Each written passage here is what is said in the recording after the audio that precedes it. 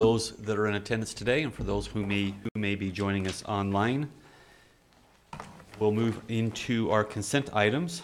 Item number 1 is a request for approval to ratify warrants 1308 through 1316 and 424019 through 42435 in the amount of $1,357,729.68, dated December 26, 2017. Item number 2 is a request for approval of warrants 1317 to 1319 and 424346 through 424452 in the amount of $1,198,964.90.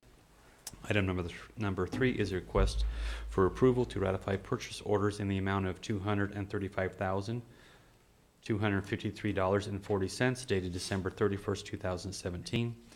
Item number 4 is a request for approval of purchase orders in the amount of $477,021.21. Item number 5 is a request for approval of minutes for the meeting held on December 12th and 19th, 2017. Item number 6 is a request for approval of ACH payments to U.S. Bank in the amount of $145,491.72 for purchasing card transactions made through the billing cycle ending December 26, 2017. Item number 7 is a request for approval to ratify new beer licenses. Item number 8 is a request for approval of a new business license. Item number 9 is a request for approval of a retirement agreement between Weber County and Carla Cordova. Any questions specific to those items, Commissioners? Seeing no questions, Mr. Hatch, would you go over our warrants and our POs? You bet, and Happy New Year. Okay, we have 2 PO runs and 2 check runs that we're going to do for this meeting. The first PO run was 19 purchase orders for $235,000. 68% of that amount, or $161,000, was for software licenses, and it was primarily Microsoft Office licenses to get everybody on the same version, which is a great step forward. 13% or $30,000 is for the conference center, and that's for a theater sound system. 8% or $18,000 was for Golden Spike, and that was also for sound system and speakers. 5% or $13,000 was for the transfer station, and that was split between a copier, fuel, and road base. The next purchase order run was the one dated for today. We had 78 purchase orders for $477,000.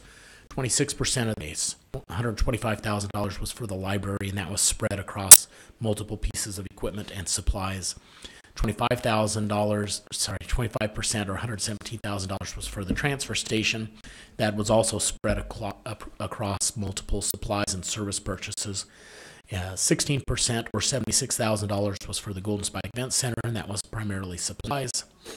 Another 16% was for the clerk auditor office, and that is the yearly license fee for the Oracle database. This is our old financial system that we have to pay to maintain. 12% or $58,000 was for the roads department, and that was exclusively for road salt. 5% or $25,000 was for the landfill gas recovery system, and that was for generator services and supplies. As far as checks, last week we wrote 336 checks for $1.4 million. 1/4 of that amount, or $359,000, was for dispatch, and that was for building improvements. 21% or $279,000 was construction and furniture for the libraries. 12% or $159,000 were some trucks for our fleet department. 7% or $97,000 was for the jail. That was primarily culinary and utilities. And 6% or $87,000 was for Weber Housing Authority, and that was housing payments. This week's check run, and we're almost done. We wrote 110 checks for $1.2 million.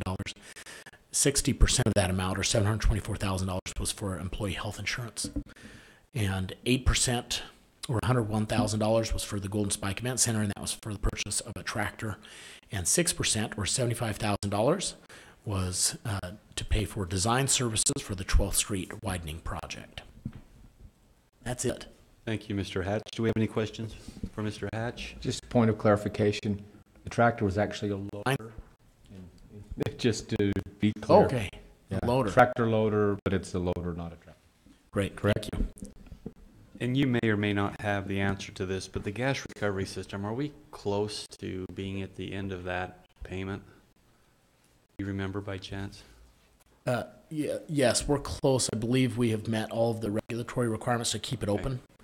And that's generally a cash drain on our county. And so Okay. I suspect it'll be closed as soon as reasonably possible. Okay, all right. Thank you, Mr. Hatch. Commissioner Gibson, any questions? You have one from, No, just to comment real quick, and first of all, I apologize, I'm trying to battle through this New Year's Eve cold, so I hope that I can finish out the day, but on item number 9, it just seems kind of, I mean, it seems odd, it's gonna be odd in the county without Carla Cordova. I mean, and you see some of these retirement agreements come across the desk, and people that you've worked with for a long time, and I just wanna pass along my thanks to her for years of service, and hope you'll mention that to her, Ricky, and let her know how much we appreciate her and her dedication to the county over the years. I thought she was only 29 years old, so it was shocking to me that she retired. She let us all know that it was coming. any other questions or discussion, commissioners? If not, I'm open for a motion. I'll make a motion that we approve the consent items as read. I have a motion. Do I have a second? Second. I have a motion, a second. Any further discussion? Seeing none, all in favor say aye. Aye. Any opposed? It passes. We'll move on to our action items. Before we start, I would just like to reference item number 8. It was put on the agenda as reviewing the CVB amendments to the compensation length of the agreement. That has already been taken care of. It was included in the motion, I believe, from last week. And so, Sarah, I apologize that you're here today. I know you wanted to spend some time with Marty going over your plans for the next coming year, but your item will not be on the agenda today. So if you get up and leave, we will not be offended. So item number 8 will be taken off the agenda for today. And we'll move to item number 1, is a discussion and or action on appointing a chair and a vice chair of the Weber County Commission. It's the beginning of the year, and we usually have a rotation unless there's some unique circumstances. This year, there's no unique circumstances, and so we have an opportunity to appoint a new chair and vice chair. Discussion on the appointments. If there isn't any discussions, we can go through the regular rotation. I'll be happy to make that motion, commissioners, unless you have some. So I'll make a motion. Commissioner Harvey, any comments? Sorry. I'll make a motion that Commissioner Harvey be appointed as the chair and Commissioner Gibson be appointed as the vice chair for this upcoming 2018 commission year. I'll second that. I have a motion and a second. Any further discussion? Seeing none, all in favor say aye. Aye. Aye. Any opposed? It passes. Thank you very much. We'll pass the baton at this particular moment. I will help Commissioner Harvey move over. Commissioner Gibson wants to retain the same spot he's had, and so I will move to the left.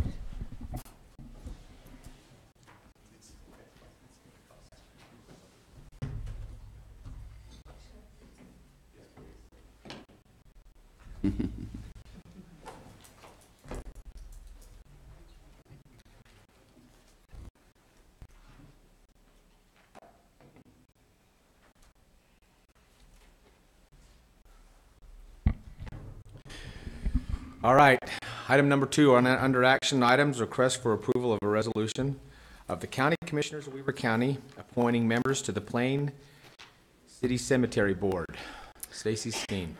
Good morning, Commissioners. I'm here to present 2 names, Jeff East and Monette Panter, whose terms have expired on the Plain City Cemetery Board, and the notice was posted according to state statute, and I received 2 applications from these 2 people, and it would be for a 4-year term. Any discussion on the items? Commissioner Gibson. Well, these are individuals who have served previously, and we didn't have any other applicants, correct? So they've done a fine job from what I've heard, so I'll make a motion that we approve resolution number 1, appointing Monette Panter and Jeffrey East to the Plain City Cemetery Board. Have a motion? Second. Any discussion? Aye. Aye. Aye. She sounded almost painful saying that, Chair Well, Harvey. she's got some technical difficulties over there that Ernie's working on, but it worked out. The resolution passes. Thank you, Stacy. Item number 3, a request. This would be for Cassie Bybee, request for approval of the first reading of an ordinance of the County Commissioners of Weaver County modifying the fee schedule for Peary's Egyptian Theater. Ms. Bybee. Yes. Good morning, Commissioners. Morning. Hope your holidays were all fabulous. So with this, we just want to modify the fee schedule for the Peary's Egyptian Theater. We're just modifying it. So do you want me to review those, or do you want to just look them through, or? Has this body had a chance to review those? Or any questions on that? we talked about that. Any brief comments? Cassie, you don't have to go through the whole thing. Any brief comments from you? No, on the that? only thing I was going to say is that it's been well over 5 years since we've done any adjustment to any of the fee structures there for rental and things, and it still will be based on a sliding scale depending on what they do with food and beverage and things. So it's a slight increase. The only other thing that we're actually adding was a light gel change, and so when a client comes in and wants new gel up into the lights, we haven't been charging anything for that, and so that would be $24 for the event if they need the gel actually changed out. That's really inexpensive. Any questions? No questions. Entertain a motion? And just hold on just a second while I'm waiting for the motion. Isn't it wonderful, I'm looking at one Motion's particular person. Isn't it wonderful that our Peary's Egyptian Theater is so busy that we can adjust those rates and still not be affected by it? Sorry, I just wanted to make that point. Very busy, Tim.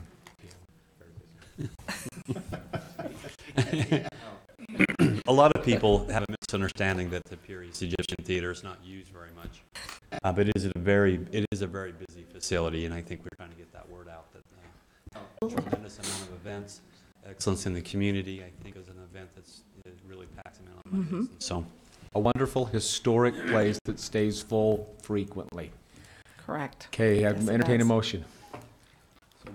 so I'm seconded. Okay, a motion by Commissioner Gibson and a second by Commissioner Ebert. Any other question? Call for a vote. Those in favor? Aye. Aye. Motion carries. Thank you, Cassie. Item number 4. Request for approval of a resolution of the County Commissioners of Weaver County creating the Ogden Musical Theater Advisory Board. Ms. Bybee. Yes. This resolution, I would just like to share with you the mission statement for the Ogden Musical Theater. And it says, Ogden Musical Theater ignites creativity with quality, dynamic theater by gathering diverse artists and community to uplift, collaborate, and engage through play. So we've been very successful with bringing on Ogden Musical Theater, and we just want to make sure that we have an advisory board in the future. It's an awesome event. Any discussion? I'm excited. I think our community has rallied around truly strengthening and building our culture within Ogden City and within the county as a whole. It is part of an overarching cultural development. Again, we've talked about this before, whether it's art or theater or music or architecture or whatever the creativity, what creative culture we can attract here, I think is a benefit for us as a community, but also for us in the area of economic development. So a tremendous amount of work has been put to create this and to drive it and to create the successful theater production we've had and we will continue to have. So thank you very much. Well, thank you, and I just wanted to let you know that we worked with our attorney, Chris Crocker, Right. on this, and he's absolutely amazing and wonderful to work with. So shout out to Chris Crockett. Thank you. Commissioner Gibson, any thoughts? I appreciate especially that this involves youth and adults in our community, and it's Broadway quality with fantastic set design. I mean, it's really awesome.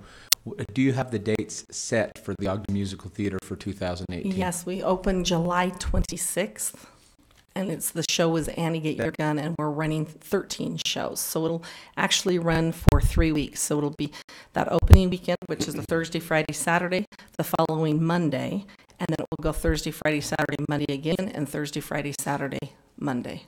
So Awesome. Awesome, great. Great team. If there's no more questions, I'd entertain a motion. With that, I'll request approval of the resolution number 2 of the County Commissioners of Weber County creating the Ogden Musical Theater Advisory Board. Second. Have a motion or a resolution by Commissioner Ebert and second by Commissioner Gibson. Fatima? Aye. Aye. Aye. Thank you, Ms. Spivey. Okay, lastly, auditions are early April for anybody who's Auditions interested. early April. Early April. Go to the website. Thank you. Mr. Olson, a request for approval of the County Commissioners of Weber County appointing members to the Golden Spike Event Center Advisory Board. Good morning, Commissioners. Morning. Happy New Year. So we just had one of our members, her term was up, and so we're looking to fill Susan Cross's spot with a lady named Shay Hill. She works for Market Star and is pretty active in our barrel racing community. We feel like she would be a great addition with the technology side of things, having worked with Market Star. And then also, we are looking to reappoint Greg Boyer. He has committed to do another term for us. Terrific. Anything else, Mr. Olson? I think that's it. Commissioners, any question? None for me. I'll entertain a motion. So moved. Second. We have a motion and a second. If there's no more question, I'll call for the vote. All in favor? Resolution. 3. Resolution number 3. Commissioner Gibson, Aye. Commissioner Ebert, Aye. Aye. Thank you, Mr. Olson. Thanks. Item number 6, request for approval of a resolution for the County of Commissioners, Weber County, approving participation of the Weber County Municipal Building Authority in the Utah County's Indemnity Pool, or USIP, as a separate county-related entity member. Mr. Crockett. Thank you, Commissioners. This is a housekeeping matter. Earlier this month, an amendment to the interlocal agreement between USIP and the county was brought before the commission and was approved. The following week, it was approved by the Municipal Building Authority. The Municipal Building Authority is now going to be a separate county-related member, but in order to have that happen, according to the bylaws of USIP, there needs to be a sponsor of a current organization that's currently within USIP to sponsor the MBA. So that is the item that is before you. Any comments? Commissioner Gibson? Just to mention that we have recently moved Weber Human Services over as well as a member of USIP under this same model. And so as a sponsor organization, it has to be a county member that sponsors these individual members.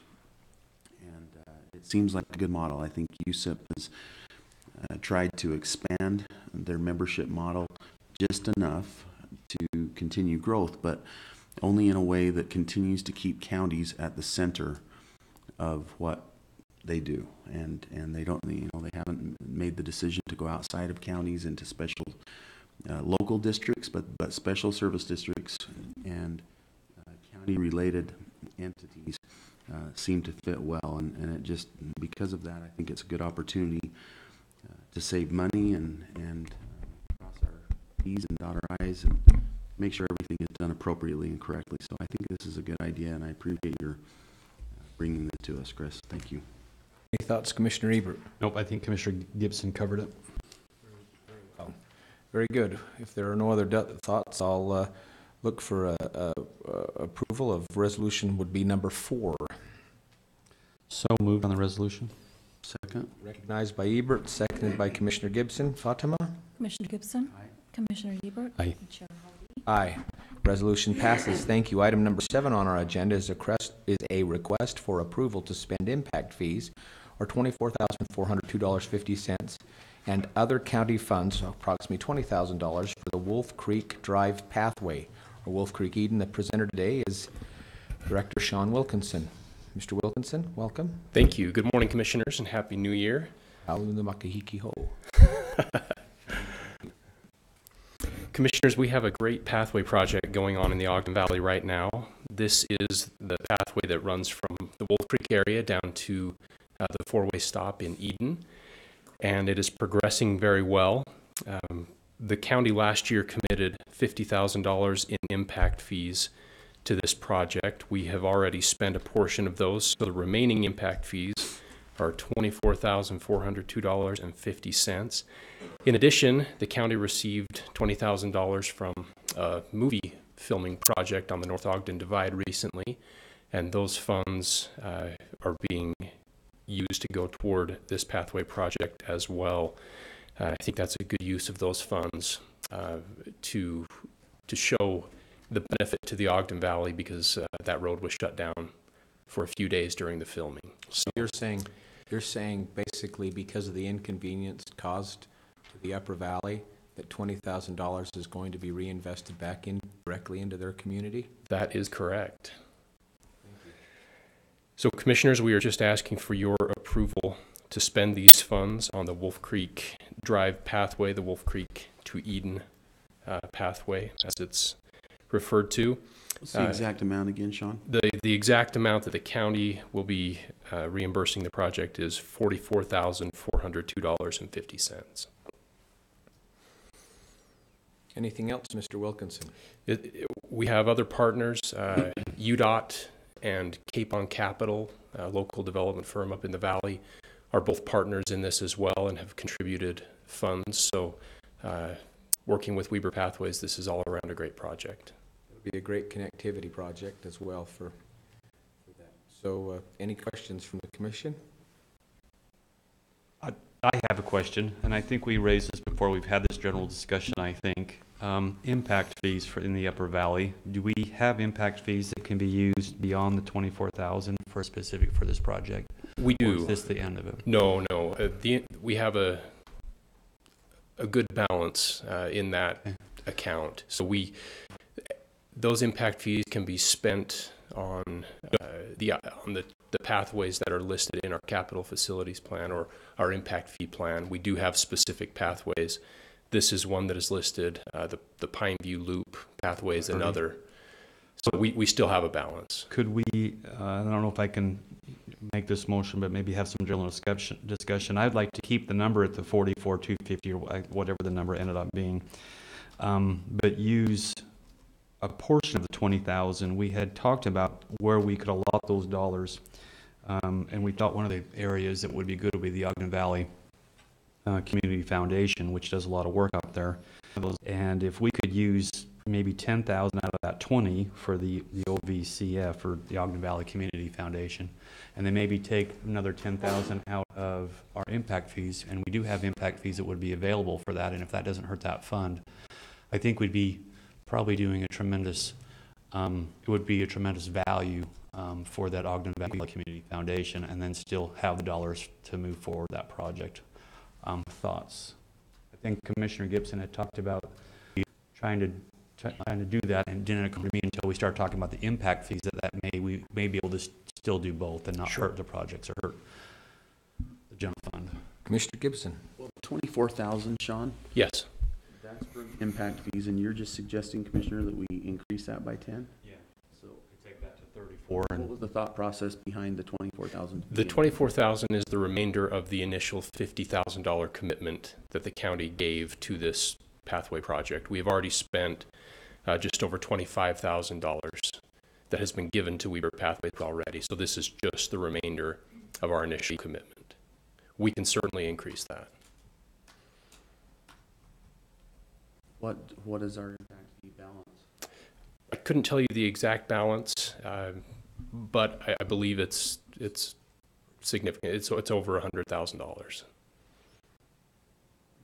And if I remember correctly, we may be looking at some type of statutory requirement for expensing some of those funds for those impacts. I can't remember. I thought I had a discussion with either Mr. Scott Parker or someone that there was a timeline for those using of those impacts. They are restricted for sure. So if we can spend them within that restriction. That's both correct. those goals. Yeah, we do have to spend those funds within a certain time frame by statute. So this fund is something that we should be spending down regularly because we continually receive those impact fees as development occurs. And we do have a healthy balance in that account right now. Just a thought, because I know that had been a priority. Well, when I brought it up, I thought that I was referring to a contribution from our charity golf tournament, I think, but I don't care. I mean, I don't, in this case, it seems, maybe it fits here as well. I don't know. Okay. I do have one question, though. on the letter that's a little, that's on the end of the packet from Pathways, Mr. Benin seems to insinuate in the letter that the 44,000 would be some kind of partial payment. Can you explain that to me? Yes, absolutely. So the full request that Weber Pathways is making is approximately $59,000. But a portion of that will have to come from some of these other funds or other entities that are contributing to this project, because Weber County's portion is limited to the $50,000 impact fee request that they made last year. Now, we do anticipate Weber Pathways making another request for impact fees for this project. So I don't know exactly what that number will be, but I'm sure another request will be coming for additional impact fees.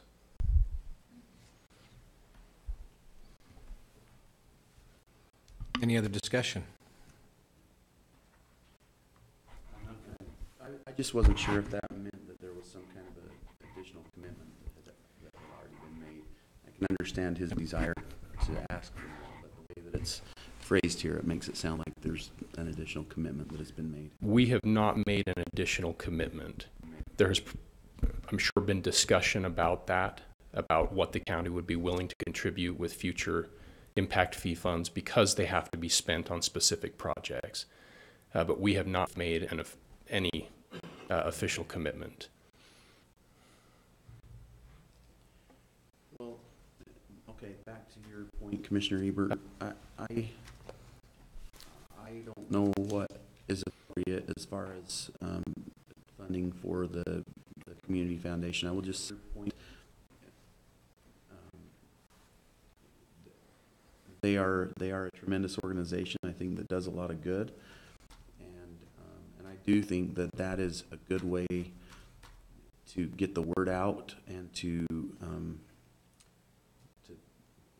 if they're, like, for instance, the money that was from the filming, I think that's a good way of showing the community that when things happen like that affect them more than others, that might be reinvested in the community. But I haven't really had time to think about how to make that happen, and so I could probably go either way, whatever your thoughts are on. How about we go my way? I'm fine with that. I think there are very few funds that we Just have. clarify what that exactly. Yeah, I think there's very few funds that we have some flexibility, and where these dollars were not initially within our general fund or budgeted for, and it had an impact in the Upper Valley. How we allot those dollars out, I think, is important. And so with that flexibility, I think maybe we should look beyond just one organization to help provide support for the Upper Valley. So I would make a motion that we approve spending $34,402.50 from our impact fees and other county funds of $10,000 for the Wolf Creek Drive pathway at Wolf Creek Eden, and $10,000 then go to the Ogden Valley Community Foundation. Again, the $20,000 was for the impact in the Upper Valley. Yes. We meet hopefully both goals there. Okay, I have a motion on the floor. Sean, how do you feel about that? I'm just fine with that. We have the impact fees available. They just require your approval for us to disperse them. Is that an appropriate expenditure in your mind, It is, yes. both to the foundation and to the? Yes, and on with the $20,000, that's really a commission decision. I think that's a great way. If it all went to the pathway, that would be great. If half of it goes to the community foundation, I think that's great as well. It's overall a reinvestment in the Ogden Valley, however you want to pursue that. And for those who don't know, the Ogden Valley Foundation then takes those dollars and gives them to other charitable groups in the Upper Valley. And so it will be dispersed throughout the entire valley. So just as a thought. I'll second that motion then. So we have a motion and a second. If there's any other question, I'll call for the vote on item number 7, which will include $34,402 in impact fees, $20,000 to Wolf Creek Pathway, and $10,000 to the Ogden Valley Community Foundation. Call for the vote. All in favor? Aye. Aye. Motion passes unanimously. Thank you, Mr. Thank you very Wilkinson. much. As read earlier, item number 8 has been done. And so we'll move to item number 9, request for consideration and/or action on a conditional use request for the Fairways at Wolf Creek PRUD amendment number 3. The amendment will reduce the density in the multi-phased PRUD from 99 units to 90 units and amend the layout of the previously approved preliminary subdivision plan. Presenters, Ms. Rhonda Kippen. Hello, Ms. Kippen. Good morning, Commissioners. Good How are you? morning. Good. Good morning. Good. I hope you had a happy holiday season. It's good to be back to work. I think we have to kind of start fidgeting there towards the end. Can't quite figure out what we're going to do with our time. Some of us have the spinners. That's So I don't have one of those, so No, I me probably neither. should get one of those. I just eat. Yeah. very good. So this may seem a little bit familiar. We actually did something like this earlier this last year. But the applicant has come forward and he wants to reconfigure the fairways layout to do a little bit different of a design on phases 4 and 5. Let me see if I can get this up.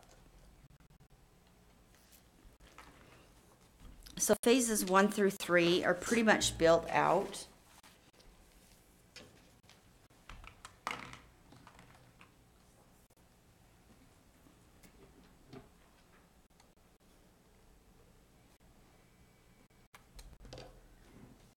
Talking about that.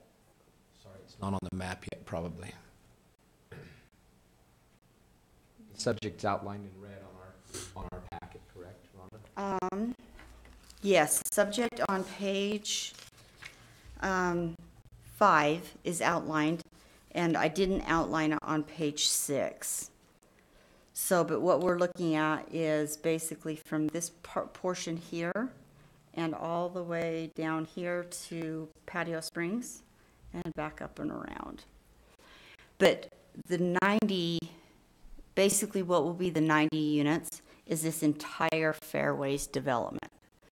So back when Wolf Creek was designed, they had 122, with the original CUP, they had 122 units that were assigned to the Fairways. When they reconfigured the zoning development back in 2014, 15, they actually lost about 16 development rights when, they all gave up some. And so as applicant, who is Russ Watts, he owns Fairways at Wolf Creek LLC. As he's gotten back into this, he's kind of been looking for the right niche, the right market to go down. And what he would like to actually do with the second one, he actually, with the last amendment, moved 16 development rights. He moved 5 over to the trappers at Wolf Creek, 5 didn't move rights over there, and then he held 11 in perpetuity. So just if in the future somebody wants to buy property rights from him, they can do so. But to do so, they're going to have to come back before you guys. And that's going to be an item that's next on the agenda to discuss that option. But right now we're just discussing the CUP. And so what he is asking for is a reduction from 99 units to 90 units and to amend the layout of the previously approved preliminary subdivision plat. This, of course, will reduce the overall from 122 units down to 90 units.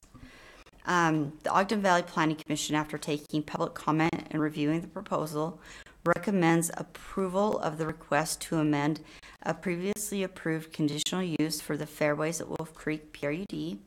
The amendment will reduce the density from 99 units to 90 units in the existing multi-phased PRUD.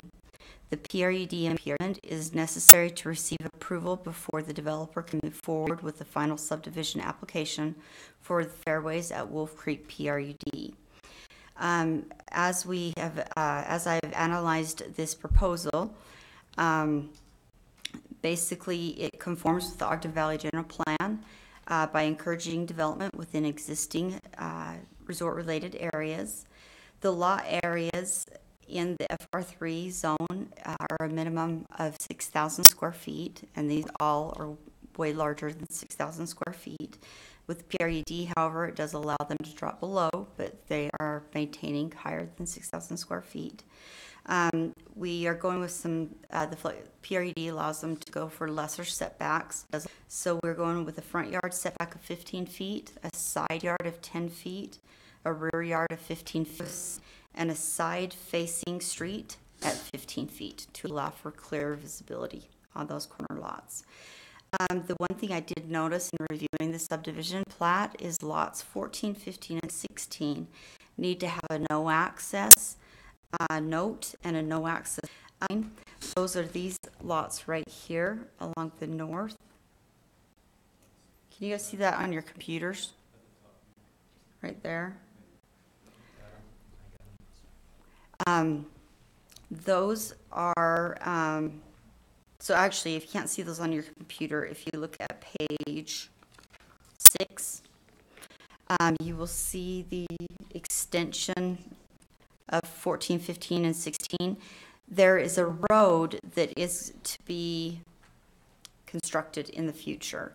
And not to put words in the developer's mouth, but it has been indicated that he would like to work with the other developers in that area to finish that connection along Fairways Drive to 4100 North so that it will make a clear connection from Wolf Creek over to 4100 North, right on over to North Ogden Divide. So people aren't having to travel down through the valley, down Ogden Canyon. But what we do not want is lots with double frontage. And so we will put a no access line and a no access note on those lots so that they can't be pulling in from the front and the rear on those lots, so that it's very clear right from the beginning that they will be gaining access off of Fairways Trail instead of Fairways Drive. As we also were doing the subdivision review, we had a geotechnical report done by Earth Tech Engineering and a geologic report done by IGES. The note will go on the plat stating these two reports are available in the planning division, and will also file a disclosure just to notify future property owners that this notice is on record. This does not cloud their title. It is done as a disclosure just so that future property owners know they can come and look at this, and that way they can get that report, give it to their civil engineers, and the house can be constructed based on the geotechnical geologic recommendations.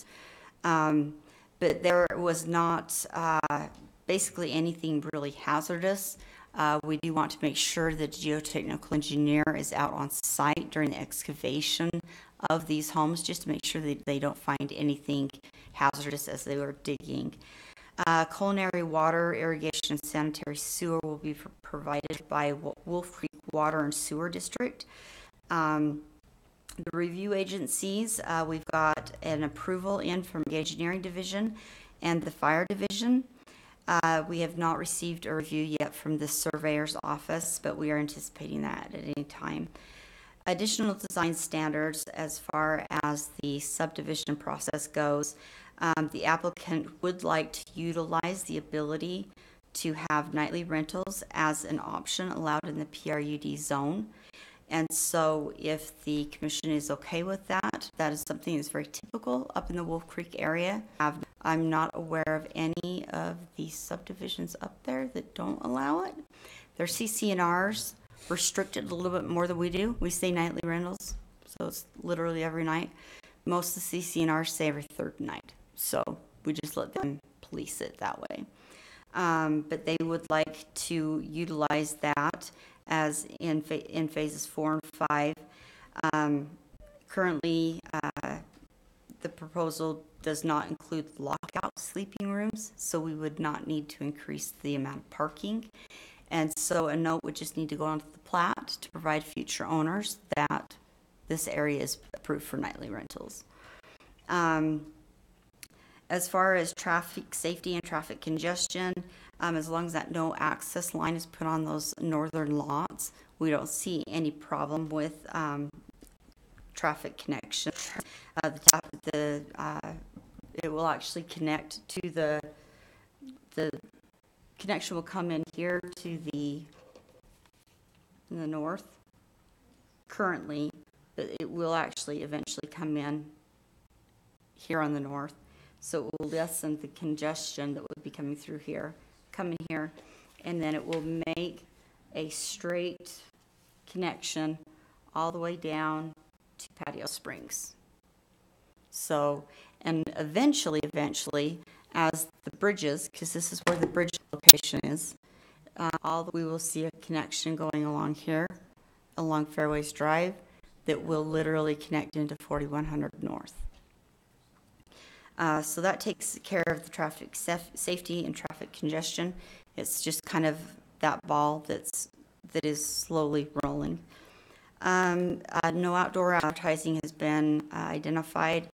During the final subdivision process, we're going to ask for some detailed maps or detailed plans for the landscaping for all of the open space. The homeowners association will be managing all of the open space landscaping and screening for the subdivision in phases 4 and 5, and a condition has been made to ensure that that takes place. We will need to get all of those documents and have them approved by legal before we move this forward for you guys to review. The one major change, so just kind of show you, basically the reason why they're doing this is they're currently the architectural design up in the fairways is something like this. This is on page 8 of your staff report. So that is what they currently have. What they would like to have is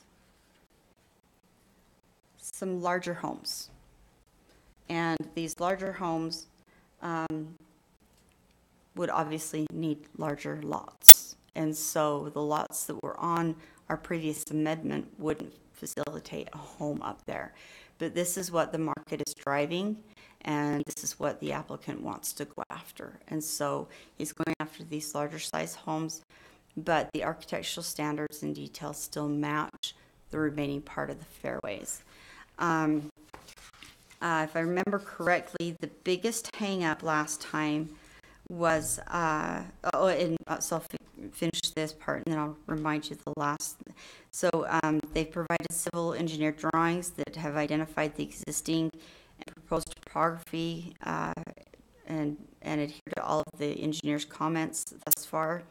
And the ident is in compliance with the previous approvals of the Wolf Creek Resort Development Agreement. They did pay their 2017 taxes in full, so therefore the only taxes that are due are 2018. So they are on top of that. Our last discussion that we had on fairways, we had some very upset property owners that were upset because the developer had not complied with the clubhouse that had been promised in phase 3. We should be getting CFO any day now. So anyway, so we've got that taken care of. And so he's promised me to holler at me when we get that CFO and I can go up and look at it and have all the furniture in it and everything. But it has been taken care of. And I've not, knock on wood, had one call on this. So basically we've addressed what the fairways concerns were, which was they were promised clubhouse, and they're getting that clubhouse. So anyway, we put a very strict deadline on them, and then we kind of backed off and gave him clear till the 1st of May, but we were wanting January, and he's just about met that January deadline. Perfect. So the applicant is here. If you guys have any questions for the applicant, it's actually his authorized agent, Rick Everson. So I can turn the time over to him if there are any questions for him. If not, guys have any questions? I got two quick questions. If you can go back to the location map, Location there's map. subject property where you had it outlined in red. Uh-huh. When you look at that, there's a very large green area that runs right through the middle of the property. Right. The question I have is usually that's an indicator of some type of waterway or springs. And I know Yes. that water's always been an issue in the valley and how we move water and how we retain it. What are we doing on this particular piece of property to mitigate that? That is a nice stream that is going to go down and it will tie into the Wolf Creek stream. So it's part of the designs. The reason I ask is, as when I looked at the next, under the PRUD master plan, where you looked at the phases, I didn't see any waterway there. Are we looking at piping it, or is it just not on there because this was just a kind of a site location? Yeah, it's gonna, I believe it's gonna tie in through that common area and run into that basin. Basin, okay. And the other question I had is what was the initial purpose of reducing the lot size, reducing the amount from 99 to 90? Was to increase the lot sizes? Yes, that was the key reason. So the lot sizes were just too large, or too small. Too small for what the market's demanding. Yeah, for the size of homes. Okay, and an egress and ingress, I always say that. Yeah, ingress and egress. So right now, you're only looking at one dedicated entrance and exit, is that correct? And then you're looking at one in the next phase to hook to the upcoming road? Actually, the improvements will be made from the existing entrance on Okay. page 6 that ties into phases 1, 2, and 3. And then as you go to the west, they will construct that roadway all the way through phases 4. Okay. And so that will be, that ingress will be there, and then the egress will connect into Patio Springs. So right now, with this initial phase, Patio Springs is the only egress and ingress, correct? No, egress, you can take ingress and egress either on Fairways Drive or on Patio Springs. Does that make sense? It does. I'm not. You should- I don't see an exit out of there. Right here. There's only one exit. There's only one entrance and exit right now. That's this. This isn't going to happen until phase 2 and 3, if I mean. Yeah, but how do you get out of this neighborhood? The only way to get in and out of the neighborhood is right here. And actually, Well, that's my concern. I just Yeah, want to make so- sure that we're aware that we're building it right now with only one entrance and exit. so you're gonna have an entrance here. Will that be completed in phase 1? It's already completed. And then this will be created with phase 4. Okay. And then this will be created with phase 5. Right here? Yeah, it's there. Yeah, it's stubbed to the property line. Yeah. Awesome. Yeah, so we've got 1, 2, 3. Good catch, though. And then the last thing, and this has nothing to do with this property, but we continue to have an issue. The market is going to drive larger homes for sure in that property, in the valley. And from a perspective of property, that's a positive for the county, but it's not a positive for affordable housing in the Upper Valley. So we need to just be aware of that as the market will drive it one direction. Maybe we can put incentives into allowing some existing or to build some smaller homes that have a value for those folks that maybe work up there. The reason Right. it's important, I do have a large heart, but the reason it's important is there will be a tremendous demand for a workforce up there. And if we can't have some of that workforce live up there, they're going to be driving up and down, and we're going to have problems with air quality, transportation, infrastructure issues, congestion, gridlock.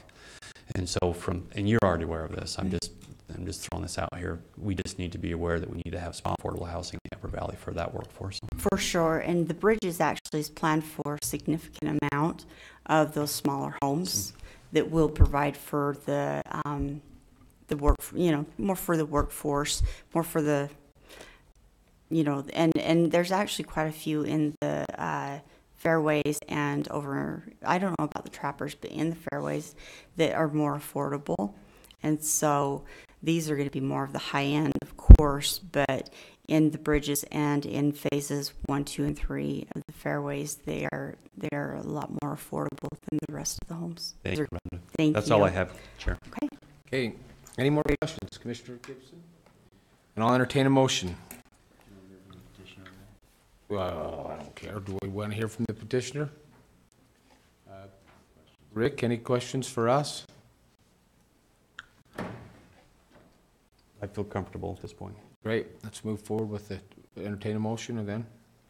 So I'll make a motion that we amend to reduce the density in the multi-phase PRUD from 99 units to Entertain a motion. units and amend the layout for the previously approved preliminary subdivision plan. Have a motion? Second. And a second. Any more discussion? Great, I'll call for the motion. All in favor? Aye. Aye. The motion carries. Thank you. It's now time for a public hearing. I'll request a motion to adjourn the public meeting and convene a public hearing. So moved. Moved by Commissioner Ebert, seconded by Commissioner Gibson. Those in favor? Aye. Motion carries. Great, we're now in a public hearing. Public hearing regarding Wolf Creek Development Agreement, Amendment Number 3. Mr. Kippen.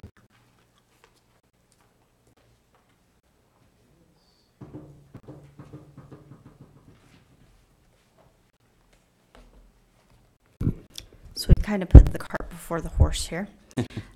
So the lowdown on how come we're asking for this reduction in density. And as I explained before, we did something similar like this last spring, summer. We actually had taken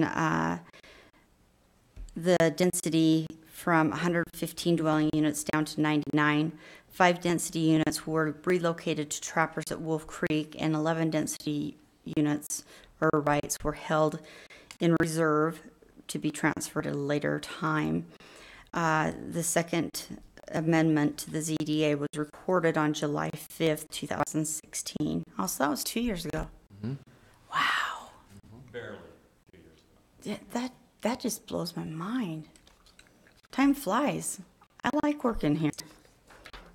It's not like, oh, it's been 2 years. No.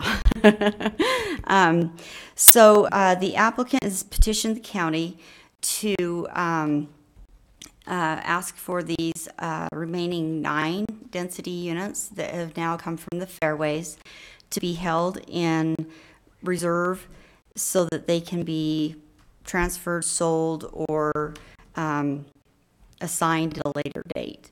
What that would entail is another zoning development agreement amendment to relocate those. That is going to be you guys' call as to whether you want to maintain those density units within Wolf Creek, if you want to allow them outside of the resort, just what you guys feel comfortable with. And so, but basically we hashed out how many density units were actually allowed in Wolf Creek, how many were really there. They allocated those out, worked really hard for pretty much a year and a half, I think, on that, and we ended up settling on what we have. And so the zoning development agreement does allow for them to come before you guys petition these types of things. This, based on staff's analysis, the proposal conforms to the 2016 Ogden Valley General Plan by encouraging development within existing community areas, by providing incentives for developers to preserve open space, by clustering development, and balancing commercial and development and residential. To kind of summarize the County Commission's considerations, the previous approvals are outlined to create a timeline for the County Commission. Amendment 1 added the conceptual development plan as part of the zoning and development agreement. Amendment 2, approved to allow the transfer of 5 density units from the Fairways to Trappers at Wolf Creek PRUD and hold 11 remaining density to allow it to be held in reserve. And Amendment 3, if approved, will reduce the density in the Fairways from 99 to 90 density units.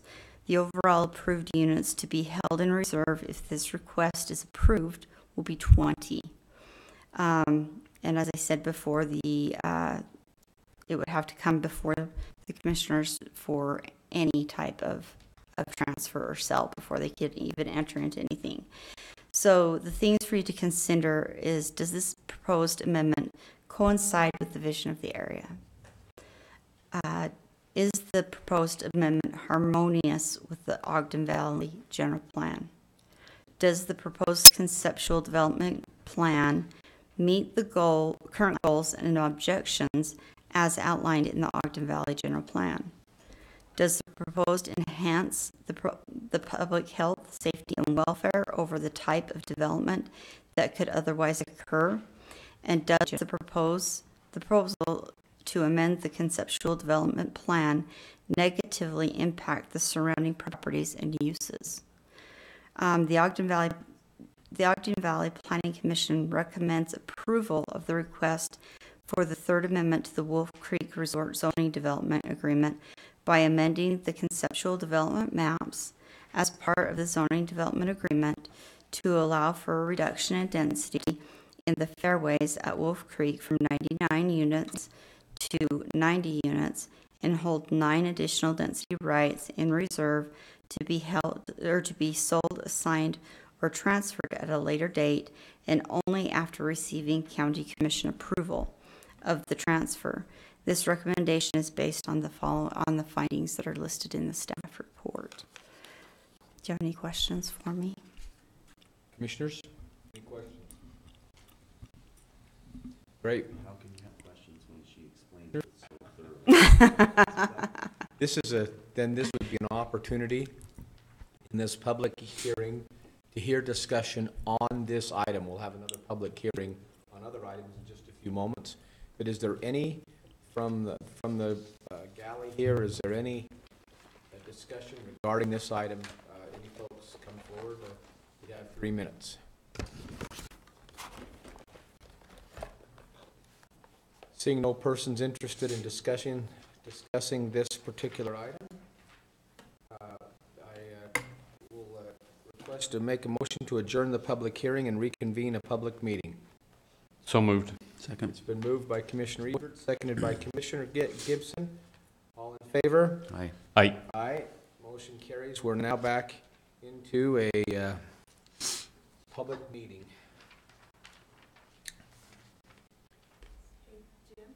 Yep. Well, that's in the action on the public hearing. No, that we didn't do item number 3. I stand corrected. We Oh, just pretended sure we- enough. And I'll move that we go back from a public meeting to reconvene a public hearing. Moved. Second, we're back in all in favor? Aye. Sorry, Charlie. Sorry, Charlie. Comments after. I'm sorry I didn't do that after. If I had a nickel every time I heard, sorry, Charlie. Caring to discuss the proposal in the following section of Lee County Code PRUD area. At least it's not, Residential density at least it's not Harry Carey. agreement. Sorry, it's my first rodeo. No worries. Thank you very much. We've had a petition from an applicant to amend our PRUD code. Currently, our PRUD code, PRUDs are only available to people who have at least 10 acres and are asking for 24 units inside the PRUD. PRUD stands for Planned Residential Unit Development. The applicant is asking for us to modify those regulations in addition to the option of 24 units and 10 acres. The original request was 6 units and 20 acres. The Western Weber Planning Commission reviewed it. They didn't seem to feel super passionate about it, but they did make a unanimous approval of the modification, looking at the whole and seeing how there would be a preservation of 80% open space with this proposal. In the Ogden Valley Planning Commission wasn't quite as receptive.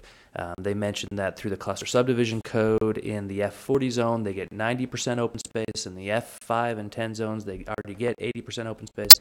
And in the 3-acre zones, they get 60% open space. So they just weren't seeing the push or the urgency to modify the ordinance. In addition, their concern was that PRUD code provides a lot of flexibility for PRUD applicants. And currently, a PRUD is required to be approved as an administrative approval. If you comply with the law, you get your approval. Ogden Valley would be a little bit more receptive to this kind of idea if it was a legislative approval, where it doesn't have to be approved, but it can be after negotiation with the county commission. So Ogden Valley essentially asked the county commission to deny the request for the modification. And Weber said that they were okay with the modification. Petitioners from the Ogden Valley, right? So this came through the Ogden Valley. You know, the petitioner, I'm not sure what address she had listed. I haven't met the petitioner. We've had some correspondence online. But the address I have is out of Park City. So for this specific petitioner. I do think that the changes do affect the Ogden Valley a little more than they do Western Weber, specifically because out in Western Weber, we're talking about 30% open space requirements through the cluster subdivision code. And in the Ogden Valley, we got the 60%, the 80%, and the 90%, depending on what zone you're in. So with that in mind, Ogden Valley recommends denial. They were pretty firm on that request for denial. The applicant has responded to the Ogden Valley's concerns. You can see in an email in the back of the packet. They mentioned they're willing to go up much higher. They want 6 units as a minimum, but they're willing to go up to 100 acres instead of 20 acres minimum, with 90% open space, if that satisfies the concerns. That request wasn't run back through the Ogden Valley. We just brought it back to you guys with the Ogden Valley's concerns and their counter proposal. Pretty simple request. Fair question. Yes, go ahead, Commissioner Ebert. Are Question. we in the process, I was under the understanding that we're in the process of going through our PRUD and our cluster and bonus density and the whole 9 yards right now. The cluster subdivision code is open for review right now. The PRD code, the Ogden Valley Planning Commission, with this request has said, this would be a little easier for us to swallow if this was a legislative action. And so they asked us to start working on some amendments to the PRUD code, which they're going to be reviewing in work session tonight. You guys will get a better understanding of what their request is on that amendment. So I guess my only question is, if we move forward with a legislative action today, while we're reviewing all of this, does that make any sense to you? No, I think that as we're going through all of this, it would make a lot more sense to do it holistically. Some of the conversation about what we're currently doing was predicated based on this application, but also based on other kinds of subdivision proposals that have happened out west. And so we're looking at this more in a holistic approach for the entire county. It does make sense to hold off.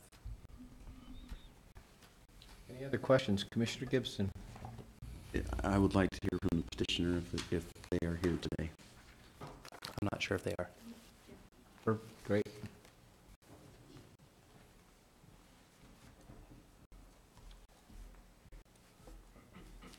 Hello, my name is Jill Jacobson, and I'm the petitioner. Written for the, just for our recording, could you state your address, please, Ms. Yes, Jacobson? my address is 2465 Little Cape Road, Park City, Utah, 84060. Thank you. Go ahead. Yeah, I'm representing some other parties who would like to invest in the Weber Valley, and at this point in time, this petition would allow just a broader use of the PRUD. It still preserves a great amount, a great amount of the land. It would put it into open space, which corresponds to your general plan, but it would allow for less density. So with a 100-acre parcel, 90 would be preserved, but it would still allow for a little bit of construction in a cluster subdivision process. But it would give an opportunity to have an investor come in and put some development in a different sense. Commissioners, questions? Does that help you, Commissioner Gibbs? Thanks. And it also would allow it to happen sooner than later. If you guys are reviewing your code, it would still give someone an opportunity to do something now rather than waiting until the code has been changed. Charlie, now that you've heard that, do you have any questions, or is that all? Great. Commissioners, one more time asking for any more question regarding this. Great, thank you very much. Okay, Any thank you. public comment pertaining to this? Great. Are there any other items that I just have overlooked? Great, then I'll entertain a motion to adjourn our public hearing and reconvene the public meeting. So moved. Second. It's been moved and seconded. Any other, all in favor? Aye. Aye, we're back into a public meeting. Now, we'll, action on the public hearing. PH-2, request for approval of Wolf Creek Resort Development Agreement. Rhonda Kippen. Commissioners, questions? I'm ready to make a motion. Let's go. I'll make a motion that we approve the Wolf Creek Resort Development Agreement that Rhonda presented. Number 3, I'll second. Okay, we have a motion and a second. Any other discussion? None being heard. A call for the vote. All in favor? Aye. Aye, that passes. And so on amendment number 3 passes. Now the second portion of item number 6, request for approval of the proposed to amend the following section of the PRD-UD, the second portion, PH-3. Any other discussion?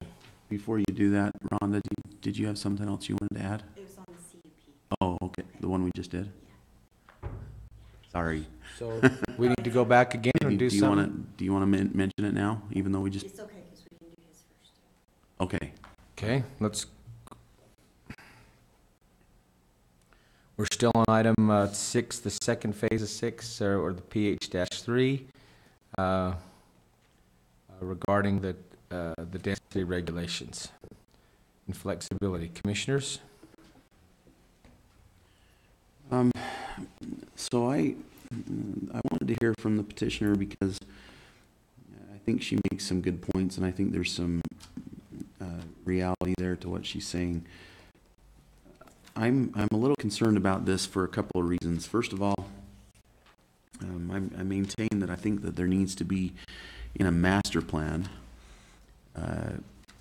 ability to use bonus densities for directing, incentivizing behavior at times. But I think that what we've seen in the reality on some of the particular zoning ordinances, and especially under the PRUD, has led to some great concern about how those are applied and how much they are applied, and I think that's both in the upper and the lower valleys. And it just seems to me that as Commissioner Ebert mentioned, that it might be better for us to look at this a little more holistically. I understand we at times might want to pick off certain things that we can accomplish a little more quickly, but this seems like a real challenge that needs to be looked at, I think, a little more from a complicated and larger perspective. And so I would prefer that we not move forward on this item at this time until we have more information as to where we're going under the bonus density stuff with the PRUDs and the cluster subdivision. And I also appreciate what Charlie said about the PRUD seems to be a little bit more of a challenge right now. It seems like the Ogden Valley Planning Commission is pushing us or nudging us towards encouraging people towards the cluster ordinance a little bit more than the PRUD because of some of the challenges there. And I think I agree with that to a certain extent. I think we need to look at what the best vehicle is and how to, again, incentivize people to the outcome that the public wants to see in a particular area. And anyway, the bigger challenges that I've seen lately have been in the PRUD section. Worries me a little bit, and so right now I'm more comfortable with what we're seeing out of the cluster ordinance. And I think that's got to be part of the discussion. And so I don't know if that's where you were leaning with your comments, Commissioner. It seemed like it, but as I've thought through it, that's an appropriate place for me to be. It doesn't mean I couldn't make this change at a given time here in the near future if we felt like it was what was warranted as part of the overall discussion. But as for right now, I think I'm more comfortable not moving forward with this change until we have had that discussion a little more in depth and a little more thoroughly. I would just add quickly, it seems like the petitioners were willing to work with staff on coming up with a resolution that would meet their specific needs.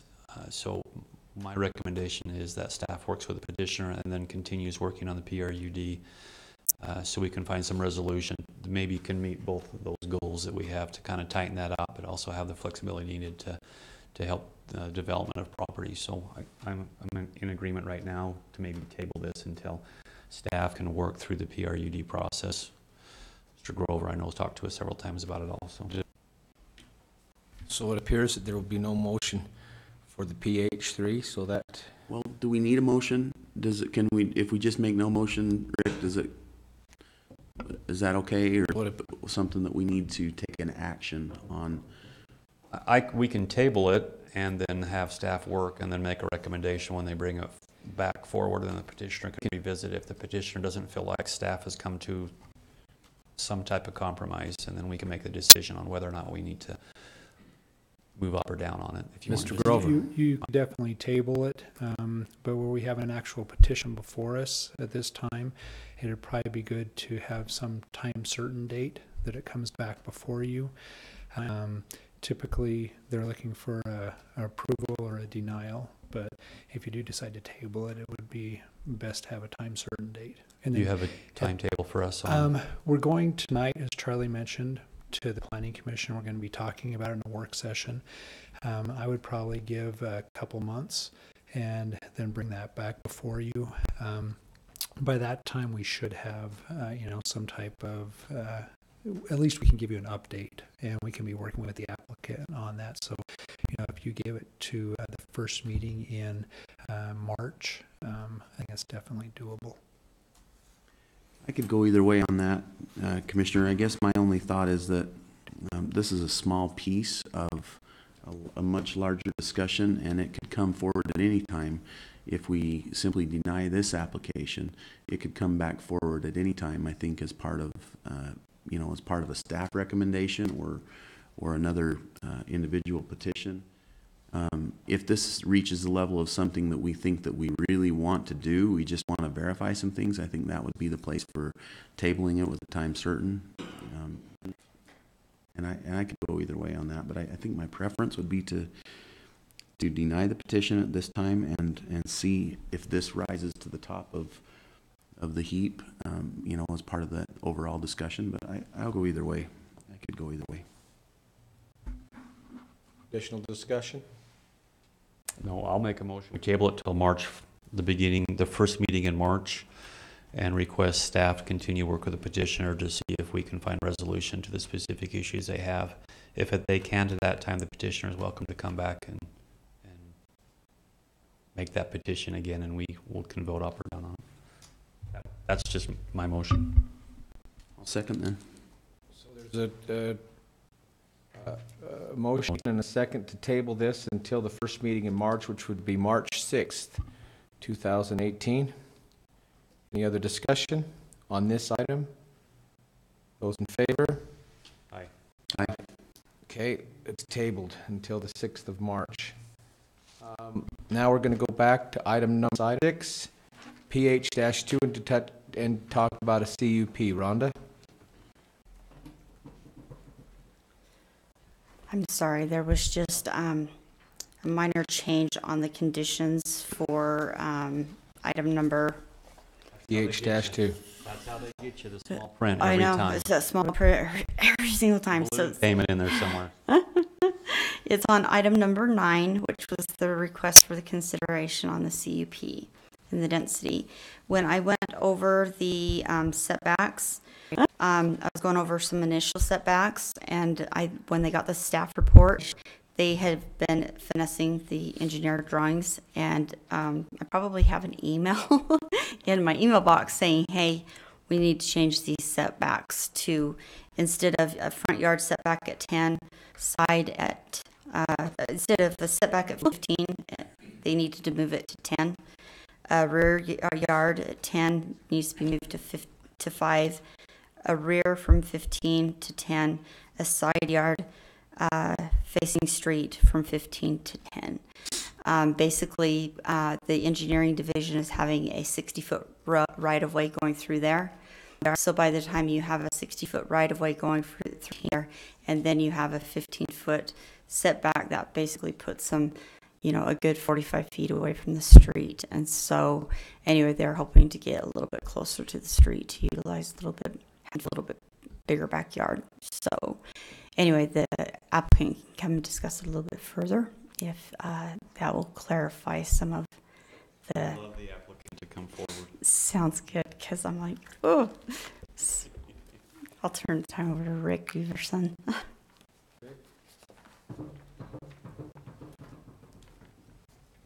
Good morning, Commissioners. You'll state your name and. Sure, Rick Everson with Watts Enterprises. I'll take the blame on the mix-up here, sorry. While I was vacationing last week and Rhonda was working diligently on the staff reports, I didn't get a chance to look at it as closely as I should have. But yeah, the setbacks is just shrinking. We'd prefer this on the rear setback to be 10 feet instead of the 15 that's noted in the staff report, and the front also at 10 feet instead of 15. And the rear setback, there's only a couple lots that would potentially use that 10 foot. As you get to the southern end, and when we combine at the north end to the existing subdivision, there's a couple lots that don't have a lot of depth, and it just provide a little more flexibility. And as Rhonda was saying, along the right-of-way, it's actually a 66-foot right-of-way, and from the curb to the right-of-way, there's 14 and a half feet built into that right-of-way. And so if we have a 10-foot front yard setback instead of 15, the homes would still be about 25 feet from the pavement, and a few of the lots, well, that whole row that goes north and south and ties into Patio Springs, it sits up, there's kind of a cross slope from west to east there, and the further we push those away from the road is the more drop off down to the golf course, or the more excavating out of the hillside. And so we'd prefer to keep them a little bit closer to the roadway. And lastly, on the side yard, I don't think there'll be too many areas that would be pushed up against the 5-yard setback, but again, along the golf course, that property sits up significantly higher than the golf course, and it'd be nice to have the flexibility to move some of the adjacent homes to open up some views of the golf course for the homes that would be on the west side of the road. But again, those lots range from about 10,000 square feet to 15,000 square feet. Some are even bigger than that. So there's the majority of them, the setbacks that are in the staff report are more than adequate. Is more for just a select few. But Rick, my question is snow removal in the wintertime, is that enough? Mr. Wilkinson, I may ask you this question too. I just want to make sure that we're not, in the future, no particular contractor or entity is struggling with pushing snow. Yeah, I believe that's the reason why for the 66-foot county right-of-way, and why there's that 14.5-foot kind of built-in setback, is for snow storage. And there's also many common areas that along throughout the subdivision that could utilize for snow storage.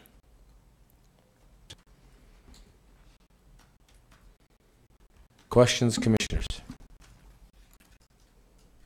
I'm concerned about snow storage also, and I wouldn't mind having someone from our roads department be able to look at this if Sean hasn't already, just to make sure that change in the setback doesn't cause us issues. I am slightly concerned with the side setbacks at 5 feet.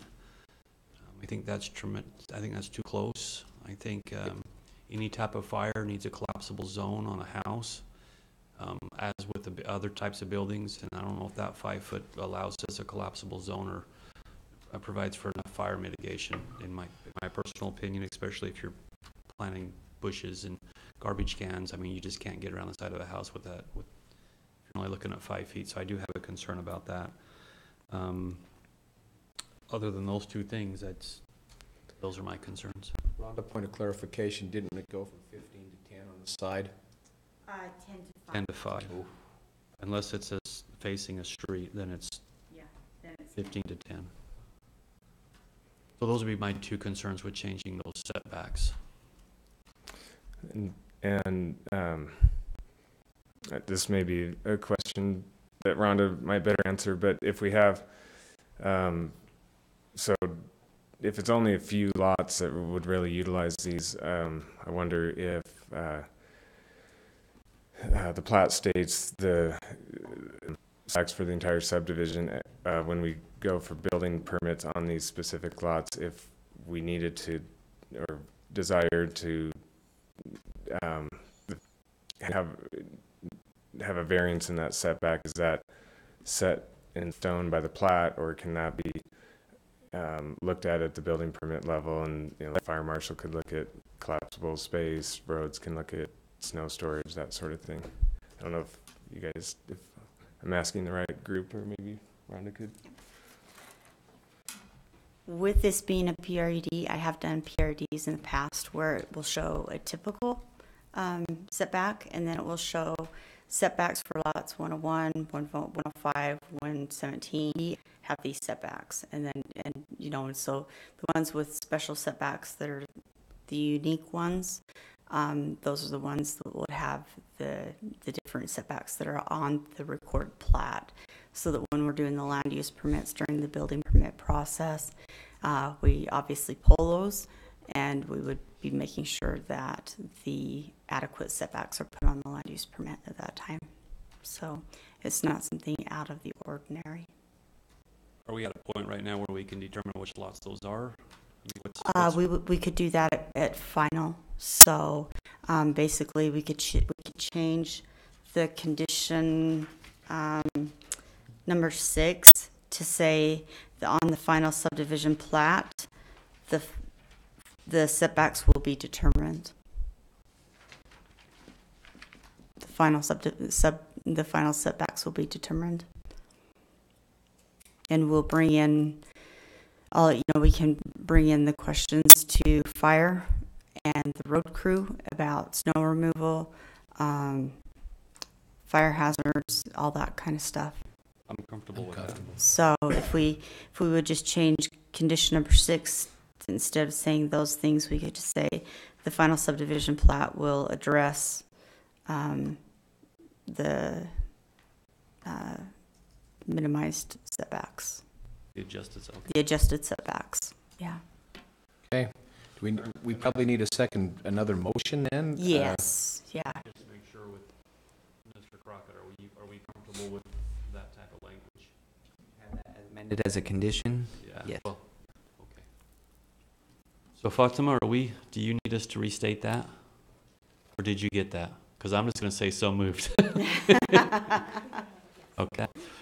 I would make that motion as Rhonda created the variances. So we have a stipulations. motion. Second. And a second. Any further discussion? I'll call for the vote. All in favor? Aye. It passes. Thank you. Great. Item number H on our agenda, public comments. Any public comments?